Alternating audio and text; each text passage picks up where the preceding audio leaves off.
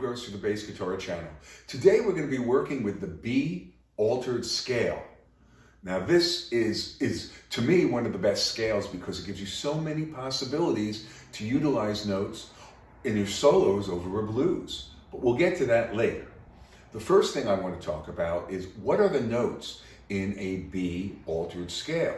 Well, if you remember, we've been working with C Melodic Minor, so let's look at that C Melodic Minor scale one more time.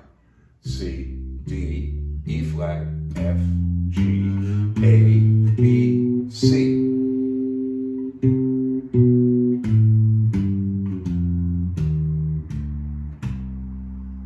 So if we just go back one fret, the 7th degree of the C Melodic Minor, we have a different combination of notes.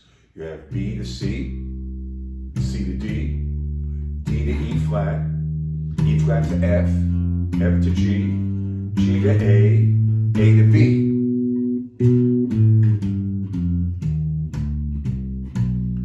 Numerically, this is where it gets a little interesting.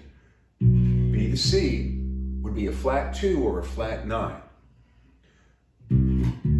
D, now you would think of it as a minor third, right? But in this case, it's strange because it's a sharp 9 or sharp 2. And the reason for that is because this E flat turns into a D sharp and harmonically, and it becomes a major third, okay? The next note is F. Now F is actually a sharp 4 or a sharp 11, meaning there's no fifth. So there is no fifth in the B altered scale. But what you do have, G is a flat 6 or a flat 13, A becomes a flat 7, and B is your root up the octave. So let's do this again. B to C, flat 2. B to D, sharp 9. B to E flat, major third. B to F, sharp 4, sharp 11. B to G, flat 6 or flat 13. B to A, just your normal flat 7.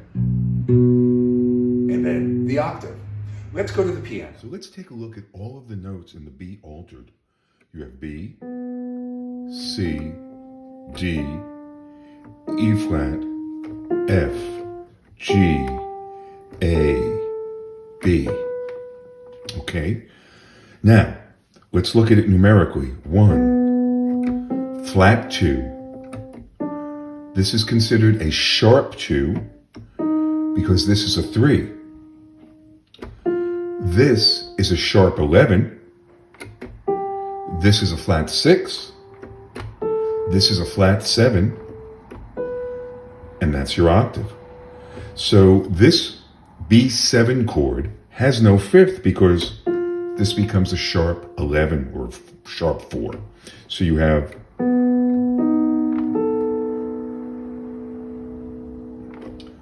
now every day from now till the end of this, we're going to show you different chords that work with the B altered scale.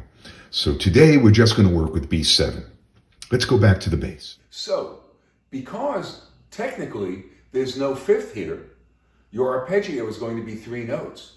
It's going to be your B, your D sharp, and your flat 7, which is the A. Remember when I gave you that fingering for the dominant 7th chord? Basically, that's it for this. Now, how does this all operate? Well, we're going to get more into the upper partials, but this is a great blues scale because you have all these odd notes. And when you combine it, which we will do at the end, you'll see how this really creates a chromatic scale when you look at the notes available to you. So for today, all I want you to do is to examine the fingering and the sound of the B altered scale. So let me give it to you one more time. B, C, D, E flat, F, G, A, B.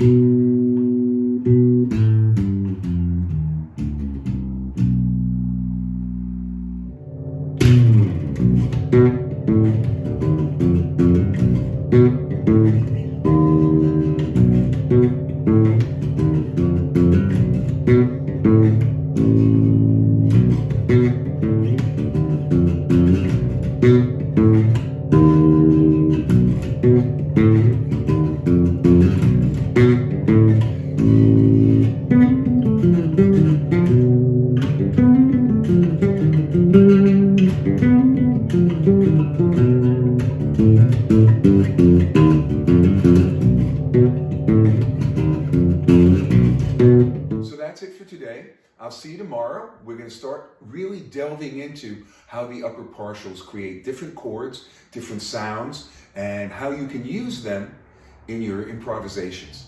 Take care. Have a great day. One last thing.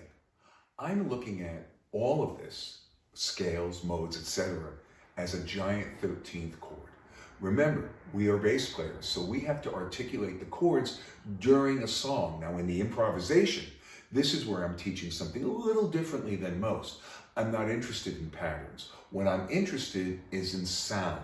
I'm interested in you being able to hear virtually any interval up and down the neck. So stick with it. I know you're going to enjoy it. And I know in the end, if you practice hard, it's going to work out for you. Take care.